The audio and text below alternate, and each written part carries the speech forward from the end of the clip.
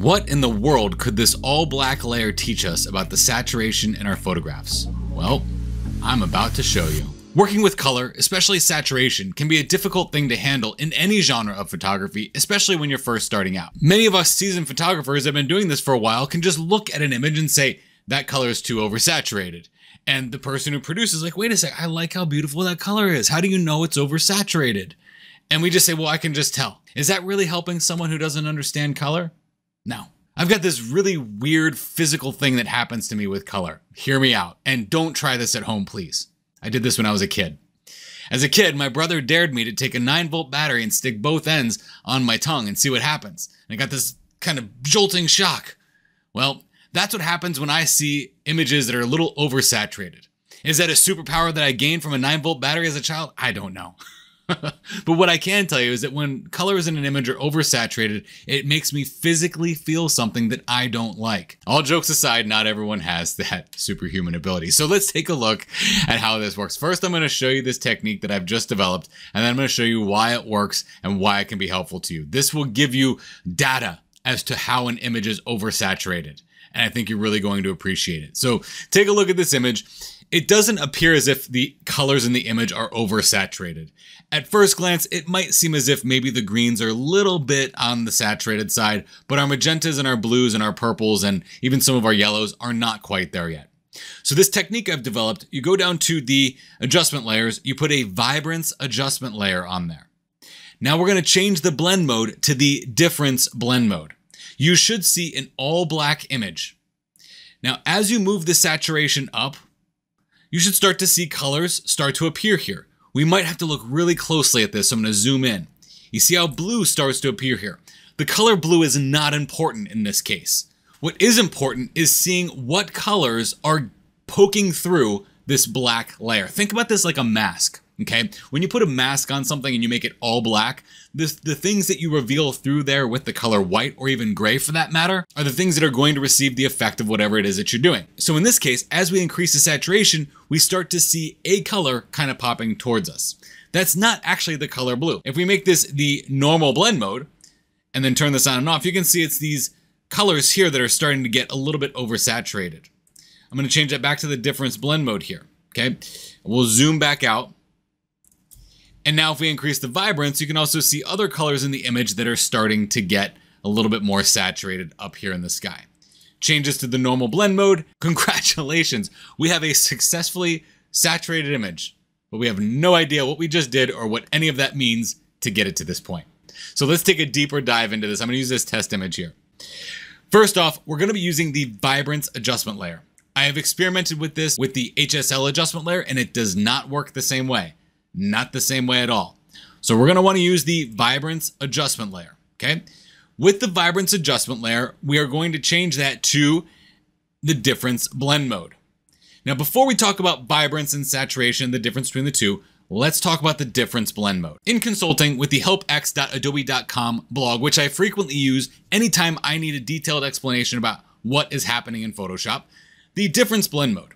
It looks at the color information in each channel, and it subtracts either the blend color from the base color or the base color from the blend color, depending on which has the greatest brightness value. Okay, Blake, explain that. All right, so what's happening here? When we set this vibrance to the Difference blend mode, essentially what's happening is it's creating a copy of all of the things that we have in the background layer here. That's what this Vibrance Adjustment layer is. It's basically, think of it like a carbon copy of everything that's happening underneath it. That's why when it's set to the Difference blend mode, it is subtracting all colors, all light to make it black. So remember here, it says subtracts either the blend color from the base color or the base color from the blend color, depending on which has a greater brightness value. At this point, neither of them have a greater brightness value, and that's because they're both the exact same thing. But as we increase the saturation in this, you can start to see that something is getting brighter. In this case, the colors are getting more saturated, which does actually bring on a little bit more brightness with that color as well. So what this is telling us is that as we increase the saturation, anything that is remaining black is not as saturated as the colors that are pulling through and popping forward. So when we look at this, we can see in our test image here that these colors, because they are the purest form of saturation, even as we barely adjusted this, we started to see that these colors were popping through. Why? Because they're already the full potency of that color that they can possibly be. They're already full 100% saturation, okay? Now what happens when we increase the vibrance? As we increase the vibrance, you'll see that these colors remain the same. What the heck is happening here? This explains what vibrance is. Vibrance is a very unique slider that Adobe has included in many of their applications to include Lightroom and Adobe Camera Raw. What Vibrance is, again, consulting with the helpx.adobe.com, it adjusts the saturation so that clipping is minimized as colors approach full saturation. This adjustment increases the saturation of less saturated colors more than colors that are already saturated. Vibrance also prevents skin tones from becoming oversaturated. We will definitely talk about how this technique can help portraits in a minute here. But what we're seeing here with this technique that I'm laying out for you now, the difference blend modes sets the base for us. The base color or base colors are what's underneath this vibrance adjustment layer. The blend colors are what's inside this vibrance adjustment layer. So now what we're doing here, let's go ahead and reset all of this, okay? We have just made a direct copy of everything that's below. That's what an adjustment layer does until you make an adjustment to it. It's just a carbon copy of everything that's underneath it. We're subtracting all colors out. As we increase the vibrance, you'll see the colors that are not very saturated in the background that are starting to become more saturated. We can use this as a checks and balance system. When we change this back to the normal blend mode, you can see here that our blues are definitely more saturated now, and so are our yellows. And that's only with the vibrance adjustment layer. What's happened here is that those are the colors that were not as saturated as the other colors in the image. Therefore, as we increase the vibrance, they get more saturated. Why do we need to use this difference blend mode then, Blake? Well, with this technique, what it does is it gives us a baseline to show us how much saturation we can give something before it gets oversaturated. Let's use this as an example here. What I've done with this example is I've made the exact same image of Beringer Winery. On the left-hand side was the original. On the right-hand side is an oversaturated, maybe someone who went a lot heavy-handed with their saturation. Let's see what this means here. If we turn on this vibrance adjustment layer that is set to the difference blend mode, you'll notice that everything is black. And then you'll scratch your head and say, wait a second, Blake, you just told me in this example that when this was set to the difference blend mode, the things that were more saturated started to pop through. Why is this not doing that? How can I use this as a checks and balance system? Well, this is doing exactly what the difference blend mode is supposed to do. It's taking all of the base information, which is below, and subtracting it from the blend information, which is happening here. So we're getting black. But watch what happens as we start to increase the saturation. This is where things get a little interesting. You can see here in this image here, we're starting to get some artifacting in the colors here.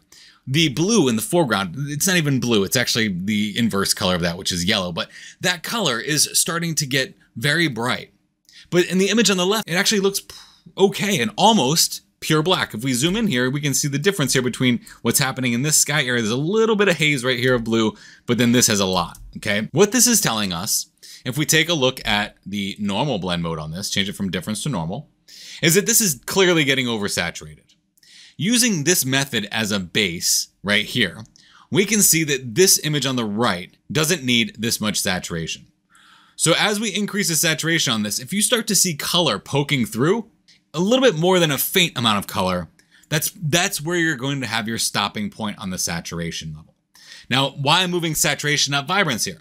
I'm trying to set the baseline of the most potent color and increasing the saturation of that most potent color, and then I can use vibrance to increase the saturation of the less potent colors that are around it. If I don't want to increase the potent colors at all, I just drop the saturation down and use vibrance as my adjustment. And then when I change this to the normal blend mode, you'll see that, especially if we look at the image on the left, we get a boost of color that is, again, appealing and not off-putting. Let's look at this one more time, but on a portrait image. This woman looks like she is ready to go to Target. I'm just kidding. If my wife went to Target like this, I think I would ask her where she was actually going. But I'm going to go ahead and put a vibrance adjustment layer on here. I'm going to change this to the difference blend mode. Why I chose this image is because it's got skin tones in it, and from what we recall from the vibrance adjustment, it increases saturation while preventing skin tones from becoming oversaturated.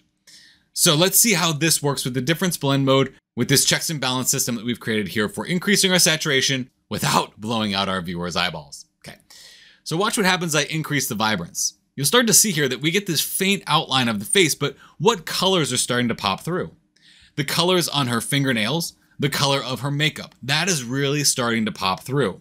Her skin tone is not popping through as much. It clearly is not as potent as what we see on her makeup on her face, her lips, and her fingers. But as we increase the saturation, it is not going to account for that skin tone there. It's just going to say, brighten all the colors. This is where you need to play this healthy game of balance. Balance between vibrance and saturation.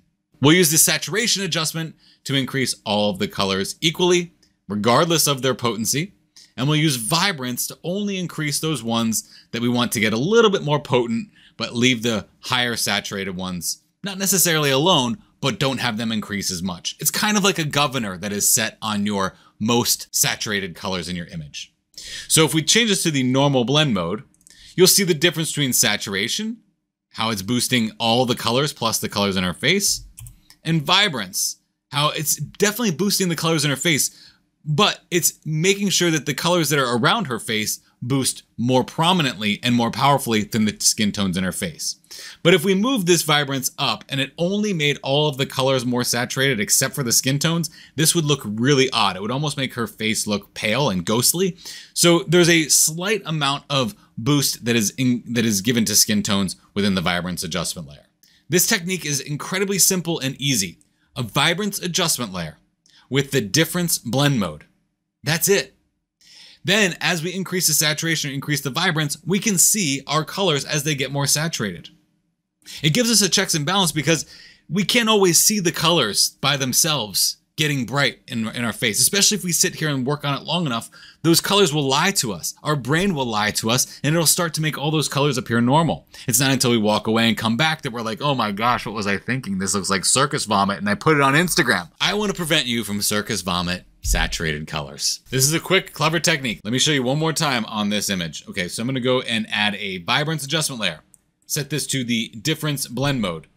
Now, I want this image to be a little bit more potent, but I don't want it to be oversaturated. So I'm going to start with my vibrance because that's the colors that don't quite have that. I'm going to stop once I start to see those colors poking through. I can see them kind of poking through this little black mask here. I'll zoom in so you can see that, okay? And then I'm going to increase my saturation just a little bit. That's it. Once I start to see colors start to poke through this black veil that we have here, I've gone far enough. I'll turn this back to normal and you can see the difference. Beautiful color saturation every time in a foolproof method. I absolutely love color theory. I talk about it all the time on my channel here. If you want to see more videos on color theory, go ahead and click on this playlist right here. If you haven't done so already, please consider subscribing. I like to take difficult things in Photoshop and make them seemingly simple so that you can use them in your workflow today.